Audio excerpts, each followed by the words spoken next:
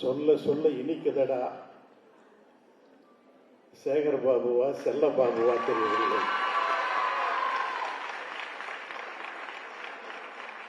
ஒரு பெரிய புயல் அடித்தது தமிழ்நாட்டில் ஒரு பெரிய புயல் அடித்தது. நான் கூட பல்வேறு வகையான கப்பல்கள் கவிழ்ந்து விட்டது.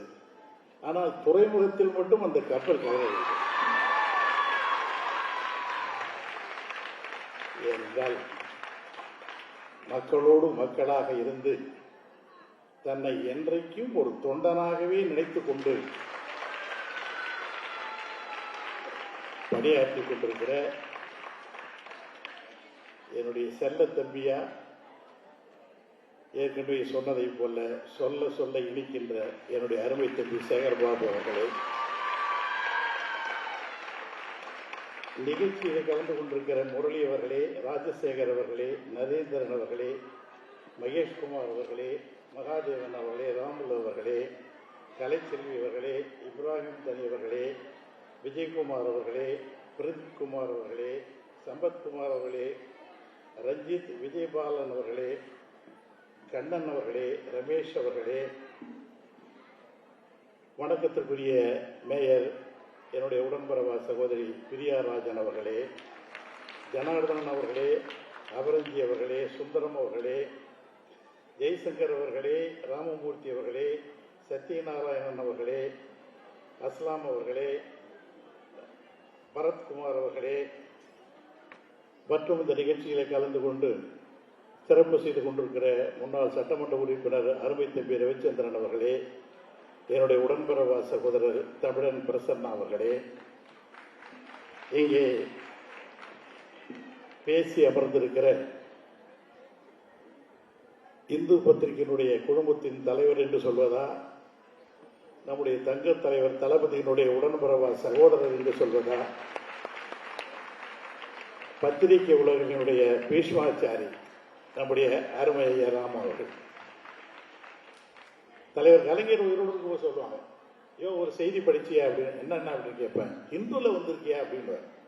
இந்துல வந்துருக்குன்னா அது மாதிரி உலகத்தில் அவருக்கு வேற எந்த செய்தியுமே கிடையாது. ஆகவே ஒரு புகழ் வாய்ந்த பத்திரிகையினுடைய ஆசிரியராக இருந்து அருமை தலைவரை பேசி அமர்ந்திருக்கிற ஐயா இந்து என் ராம் அவர்களே, முதன்மை செயலாளர் பாசத்துக்குரிய அருமை சகோதரர் ஆளுநர் ஷா நவாஸ் அவர்களே, நான் அவர் ஆளுநர்னு நினைச்சிருந்தேன், ஆனால் பேரு கடைசியில் பார்த்து ஆளுநர் ஷா நவாஸ் அவர்களே அப்படின்னு சொல்லி பேர மாட்டேன். பேசி சென்று இருக்கிற என்னுடைய உடன்பரவா சகோதரி, என்னுடைய அருமை மகள் பேராசிரியர் பிறந்தகி பர்வீன் சுல்தானா அவர்களே, நிகழ்ச்சிகளை கலந்து கொண்டிருக்கிற அருமை பெருமக்களே, உங்கள் அனைவருக்கும் என்னுடைய முதற்கண் நன்றி கலந்த வணக்கம். நான் உங்கள் வீட்டுக்காரன், உங்கள் வீட்டு பிள்ளை, இந்த பகுதியினுடைய வளர்ச்சியிலே முழுமையாக அர்ப்பணித்துக் கொண்டு பணியாற்றி கொண்டிருக்கிறவன் நம்முடைய தங்க தலைவர் கலைஞருடைய 8வது ஆண்டு நினைவஞ்சலி. இந்த நினைவாஞ்சலி கூட்டம் நடத்துறதுக்கு சேகர் பாபா விட்ட வேற ஆளே கிடையாது. அந்த தங்க தலைவர்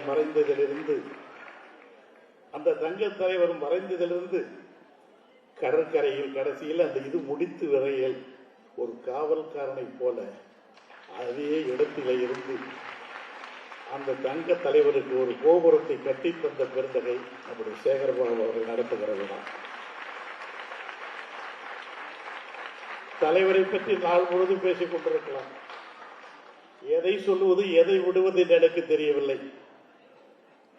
தசரதன் இறந்து கிடக்கிறான், ராமன் சொல்லி எழுவார், நந்தா விளக்கணைய நாயகனே நானிலத்து தந்தாய் தனியரத்தின் தாயே தயாநிதியே எந்தாய் இகழ்வரேரே இறந்தனையோ அந்தோ இனி வாய்மைக்கு யார் உடனே. சொல்றவன் ராமன் பரம்பொருள், இறந்து கிடக்கிறவன் தசரதன் மானுடன், சொல்லுகிறவர் ராமன். தன்னுடைய தந்தை இறந்து கிடக்கிறது, அந்தோ இனி வாய்மைக்கு யார் உடனே என்று. அதே நிலையில் தான் இன்று அந்தோ தமிழுக்கு இனி யாருடனே என்று தங்க தலைவருடைய நினைவாக நினைத்து பார்க்கிறேன். எவ்வளவோ செய்திகள் ஒவ்வொன்றையும் நினைத்து பார்க்கிற பொழுது நம்ம நெஞ்சு துடிதுடித்து போகிறது. நினைவாற்றல்கள், அவரை பற்றிய பல்வேறு வகையான செய்திகளை நம்முடைய ஆசிரியர் அவர்கள் இங்கே அழகாக எடுத்து சொல்லியிருக்கிறார்கள். கற்பூர வாசனையும் கமலப்பூ வாசனையும் அற்புதமாய் மடக்கின்ற அருந்தமிழால் அந்த தலைவனை நாள் முழுதும் பேசிக்கொண்டே இருக்கலாம். யாப்பெல்லாம் பாடலேனும் யாருதரும் கவிதையேனும் மாப்பலா போல் மடியில் வாங்கி காப்பலா தமிழகத்தில் காலமெல்லாம் வீட்டிருக்கும் மூப்பிலா தமிழ் முத்தமிழ் அறிஞருக்கு 8வது பிறந்தநாள். இடியா புயலா எரிமலையின் தீப்பிழம்பா வெடியா படைமுரசா வெடித்தவரி மின்னல் குடியா தாயின் மடியா மலர்த்தியனா மது உதட்டும் என்னவென்று சொல்லுது உடன்பிறப்பே என்று சொல்லி உணர்ச்சி பொங்க நெருப்புகளில் நம்ம தட்டி எழுப்பிய தலைவர் இறந்து 8 ஆண்டுகளாகிவிட்டது. சொக்க வைக்கும் சொல்லடகம் சொற்போரில் மற்றவைகளை சிக்க வைக்கும் பேரழகு கொண்ட தலைவன் மறைந்து 8 ஆண்டுகளாகிவிட்டது. கல்லை பிளந்து நீரெடுத்து காற்றை பிடிந்து சாரெடுத்து எரிமலைக்கு சரிமலையாய் நம்மை எல்லாம் உருவாக்கி அந்த தங்க தலைவர் மறைந்து 8 ஆண்டுகளாகிவிட்டது. அன்பு சொந்தங்களே, வரலாற்று தங்கங்களே, காற்றோடு கை கொடுக்கும் கடல் நெருப்புகளே, மின்னலை விழுங்கி மின்சாரத்தை கொப்பளிக்கும் தளபதியினுடைய இதய துடிப்புகளே, உங்கள் அனைவருக்கும் என்னுடைய பணிவான வணக்கத்தை இந்த நேரத்தில் தெரிவிக்கிறேன். தாயே தமிழே தலைநாடு அமுதே, எழுதுவதற்கு எண்ணம் கூடு, வானவில்லில் இருந்து கொஞ்சம் வண்ணம் கூடு, அந்த தங்க தலைவனை பேசுவதற்கு கொஞ்சம் நாவிலை வாசித்து தாருங்கள் என்று சொல்லி அந்த தலைவர்களே எண்ணளந்து எழுத்தளந்து இலக்கண இலக்கியமளந்து முன்னளந்து பின்னளந்து மூவா தமிழளந்த தலைவர் மறைந்து 8 ஆண்டுகளாகிவிட்டது. கண்ணல்லவோ கனியல்லவோ, கண்ணல்லவோ கனியல்லவோ, எழுதாத பொன்னல்லவோ, அதில் நீ வெண்ணிலா வல்லவோ, அதிகாலை சூரியன் போ ஒளிசிற ஆனடகன அல்லவா நம்முடைய தங்கத்தல்லவர். எப்படி சொல்லுவது? தேன் கலந்து பால் கலந்து தெவிட்டாத தேன் சுவை கலந்து ஊன் கலந்து ஓட்டாமல் நம் ஓடோடு உயிரோடு கலந்த தலைவர் மறைந்து 8 ஆண்டுகள் ஆகிவிட்டது. வானசூரியன் வம்சத்தில் வந்த ஞான சூரியன் அல்லவா நம்முடைய தங்க தலைவர்கள். கூத்தன் இருந்தான், குரலரசன் அங்கிருந்தான், வார்த்தை தமிழுக்கு வழங்கிய தமிழ்வேந்தன் கம்பன் இருந்தான், வயதான தமிழ் பாட்டி அவ்வை இருந்தால், அரசியோடு சீதனமாய் புலிச்சோட நாடன் இந்த புகழேந்தி அங்கிருந்தான், நக்கீரன் நன்னாகன் நப்பசலின் அப்பூதன் ஓக்கூர் மாசாத்தி ஒன்சாத்தான் சிலம்பெடுத்த தக்கோன் எத்தனை பேர் அத்தனை பேரின் மொத்த வடிவம் தங்க தலைவர் அல்லவா. விடிவெள்ளியே வெளிச்சத்தின் முன்னரையே இன்னும் ஒரு விடியலுக்கு இங்கே தளபதி விட்டு சென்றிருக்கிறீர்கள். வானவில்லில் 7 வண்ணம், வானவில்லில் 7 வண்ணம் வார்த்தைகளை பேசுகிற வல்லமை படுத்த தலைவருக்கு 8 ஆண்டாவது. காற்றுக்கு நடை தந்து கவிதைக்கு பொருள் தந்து நேற்றைக்கும் இன்றைக்கும் நெஞ்சத்தில் நின்றிருக்கிறது. 800 ஆண்டுகள் செய்ய வேண்டிய தமிழுக்கு செய்ய வேண்டிய சாதனைகளை 90 ஆண்டுகள் செய்து முடித்த தங்க தலைவனுக்கு நினைவாற்றல். மழை கொட்டி இன்னைக்கு முரசொலியில் எழுதியிருக்கிறார, மழை கொட்டி தீர்த்தாலும் மயில் வண்ணம் கரையாது, மன்னவனே உன் நினைவு மனம் விட்டு மறையாது. ஒவ்வொரு தலைவரை ஒரு கணம் அசை போட்டால் குருதி கொப்பளிக்கும், கொள்கை முரசொலிக்கும், எங்கே பகை என்று இதயம் எதிரொலிக்கும். அப்படிப்பட்ட தலைவர். தலைவர் கலைஞர் ஒரு இனத்தின் பெயர், தலைவர் ஒரு மொழியின் பெயர், தலைவர் வரலாற்றின் பெயர், திராவிட நாட்டின் பெயர் அல்லவா தலைவர் கலைஞர்களுடைய பெயர். சிரித்த முகம், சிரித்த முகம் செம்மாந்த சோற்றம், சிரித்த முகம் செம்மாந்த சோற்றம், பண்பின் சிகரம், பாசத்தின் எரிமலை, சொக்க தங்கம், சுயமரியாதை சிங்கம். தலைவருக்கு 8வது ஆண்டு நினைவாங்க. நினைத்து பார்க்கிறேன். செந்தமிழால் செய்த உடல், செந்தமிழால் செய்த உடல், செங்கோலால் செய்த விரல், வெஞ்சலத்தால் செய்த குரல், வெற்றிகளால் செய்த கடல், சங்கநூல் சரித்த கடல், சரித்திரத்து ஞானக்கடல், நெஞ்சமெல்லாம் தமிழனை நினைப்பதெல்லாம் தமிழ் மண்ணை வாழ்ந்த அந்த தலைவர் தலைவருடைய 8வது ஆண்டு நினைவு நாள். கோடிக்கணக்கான மக்களை கண்டவர், கோடிக்கணக்கான மக்களை கண்டவர், லட்சக்கணக்கான பக்கங்களை எழுதியவர், ஆயிரக்கணக்கான மேடைகளில் முடங்கியவர், நூற்றுக்கணக்கான கடன்களை இயக்கியவர், அன்னை தமிழகத்தை அறிவுலக தலைநகராக மாற்றி வடிவமைத்து மாபெரும் தலைவர் நம்முடைய தலைவர் அவர்கள். அவர் படைத்த காவியங்கள், அவர் படைத்த காவியங்கள், அவர் வளர்த்த ஓவியங்கள், அவர் வடித்த சிற்பங்கள், அவர் புனைந்த சித்திரங்கள், அவர் போட்ட சட்டங்கள், அவர் தீட்டிய திட்டங்கள் இனிமேல் எவன் வந்தாலும் மாற்ற முடியாதுப்பா. அவன் எப்படிப்பட்டப்பா, எப்படிப்பட்ட தலைவன் தான். காந்த குரலழகன் தலைவர் கலைஞர் அவர்கள். காந்த குரலழகம், ஏகாந்த விரலழகு, சோலை சொல்லடகு, சொக்க வைக்கும் மொழியடகு, வேலை நேர்ந்திருக்கும் வேக செயலடகு, மாலை வானத்தின் மஞ்சள் தோளடகு, பட்டி தொட்டி எல்லாம் பதிவுற்ற காலடக்கு மறையவில்லை என்னும் மனதை விட்டு தலைவா, கண்கள் தொடும் தூரத்தில் காலமெல்லாம் இருந்த தலைவா எங்கே சென்று விட்டாய்? எங்கள் கண்கள் தொடும் தூரத்தில் காலமெல்லாம் இருந்த தலைவா எங்கே சென்று விட்டாய்? காதுமுடல் ஓரத்தில் கவிதையை வழித்து தந்த தலைவா எங்கே சென்று விட்டாய்? இழைத்தாலும் பசித்தாலும் ஏக்கத்தை சுமந்த தலைவா எங்கே சென்று விட்டாய்? இனத்தையும் மொழியையும் ஏறுபோல் நடந்த தலைவா எங்கே சென்று விட்டாய்? ஐந்து முறை அரியணை அலங்காரம் செய்த தலைவா, அதிகாரம் இருந்தாலும் அகங்காரம் இல்லாத தலைவா எங்கே சென்று விட்டாய்? அண்ணாவை பெரியாரை ஆயுதம் தாங்கிய தலைவா எங்கே சென்று விட்டாய்? இமயத்தை இங்கிருந்தே தூக்கியவன் அல்லவா நீ தலைவா எங்கே சென்று விட்டாய்? ஏறுகின்ற மேடைகளை எல்லாம் இலக்கிய மேடையாக மாற்றிய தலைவா எங்கே சென்று விட்டாய்? எதை சொல்வது எதை விடுவது என்று எனக்கு தெரியவில்லை. குண்டலகேசியை மந்திரகுமாரியாக மாற்றிய தலைவர், குண்டலகேசியை மந்திரகுமாரியை மாற்றிய தலைவர், சிலப்பதிகாரத்தை பூங்கோலாக மாற்றிய தலைவர், குரலுக்கு ஓய்வும் தீட்டிய தலைவன், தொல்காப்பியத்திற்கு பூங்கா செய்த தலைவன், சங்க தமிழுக்கு சரித்திரம் படைத்த தலைவன், ராஜகுமாரிகளுக்கு அரசியல் குமாரிகளுக்கு மட்டும் பேச வைத்தவர் அல்ல, பராசக்தியை பேச வைத்த தலைவர், ஒரே தலைவர் இந்தியாவில் தலைவர் கலைஞர் கணக்கான். மனோகர கைவிலங்கை உடைத்து மலைக்கடலுக்கு மக்கள் திலகமாக்கியவர் தலைவர் கலைஞர் அல்லவா?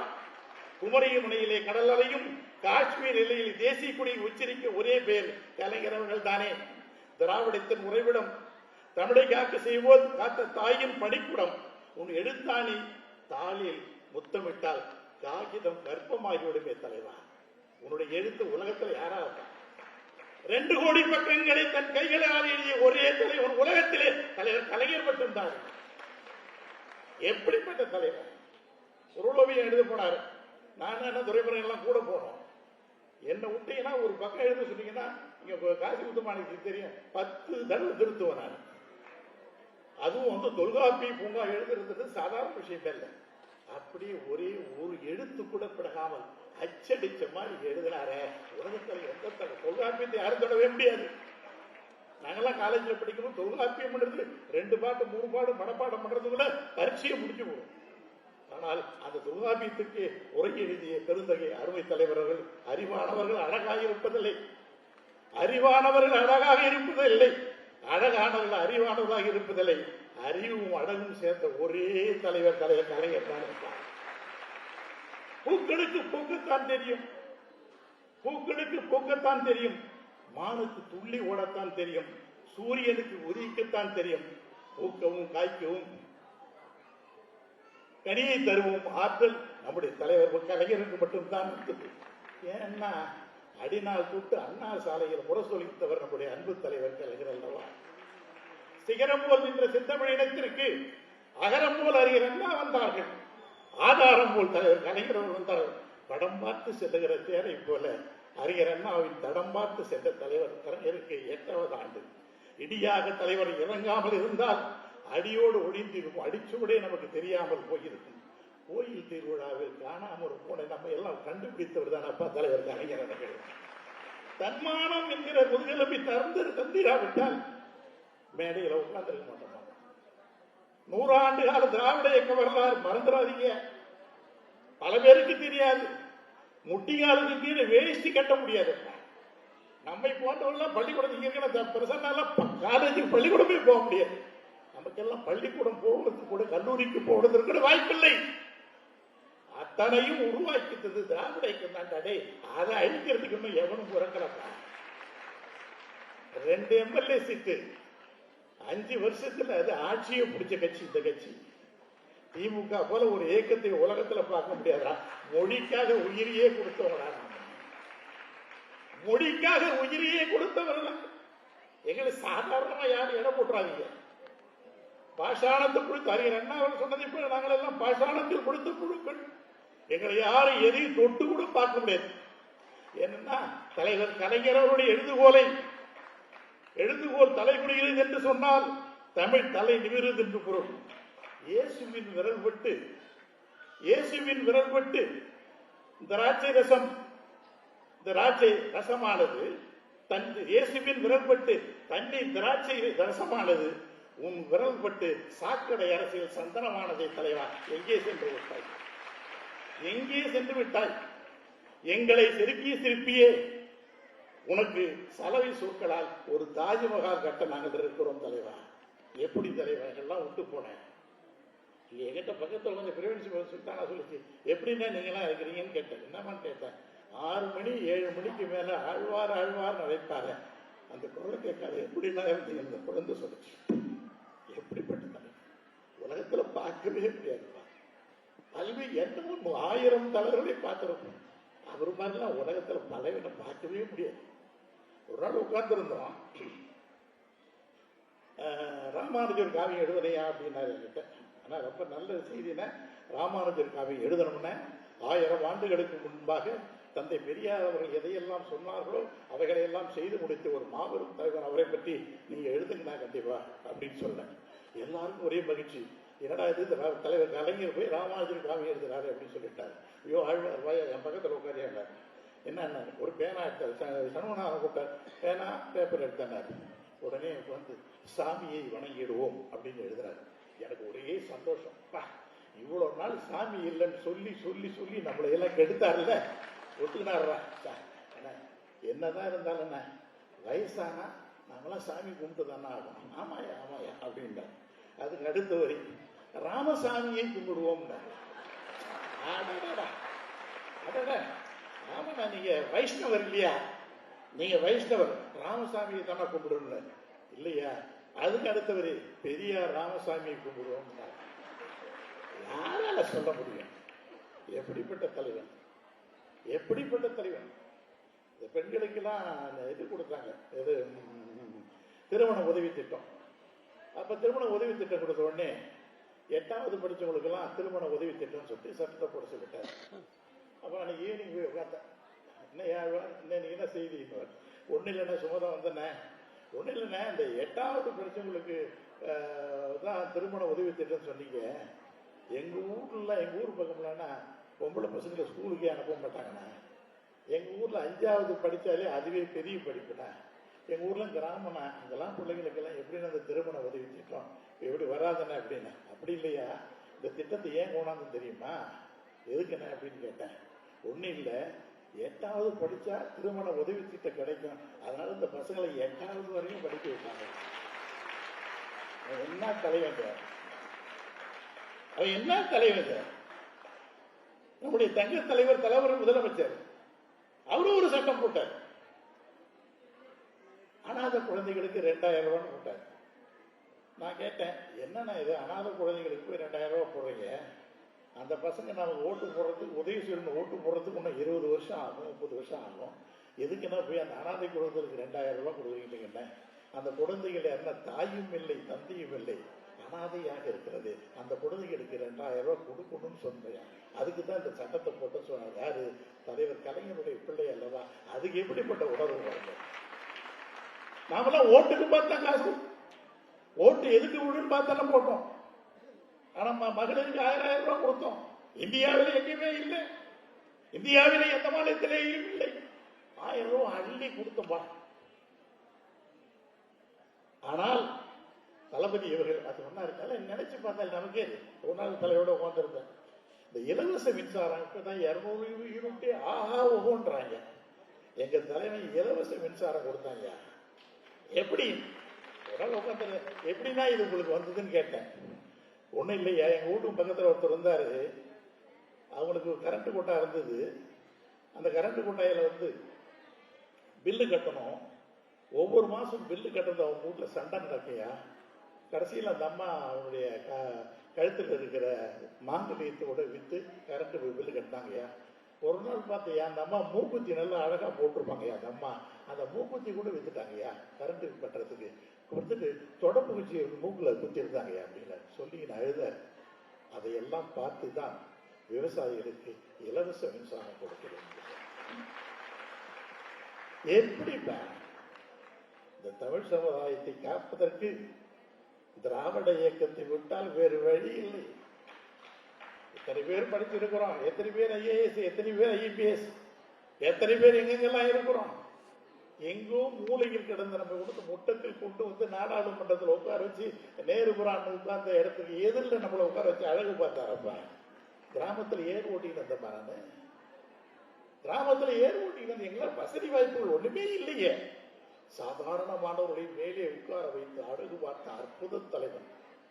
அந்த தலைவருக்கு எட்டாவது ஒவ்வொரு நிகழ்ச்சியும் நினைச்சு பார்த்தோம்னா நமக்கெல்லாம் சொக்கி போகும். அவர் ஒவ்வொரு முறையும் ஒவ்வொரு செய்திகளை சொல்லுவார்கள். எல்லாம் பார்த்தீங்கன்னா எவ்வளவு செய்திகள் பத்திரிகைகள். நான் வந்து இந்த கம்யூனிட்டிக்காக கிட்டத்தட்ட 5000 மைல் இருந்து ஓடியாங்க இந்த நிகழ்ச்சி. என்ன பார்த்தீங்கன்னா ஒரு செய்தி பத்தினா நம்முடைய துணை முதலமைச்சர் நம்முடைய உதயா பார்த்தீங்கன்னா அரசு ஒரே பெரிய எனக்குலாம் ரொம்ப மகிழ்ச்சி.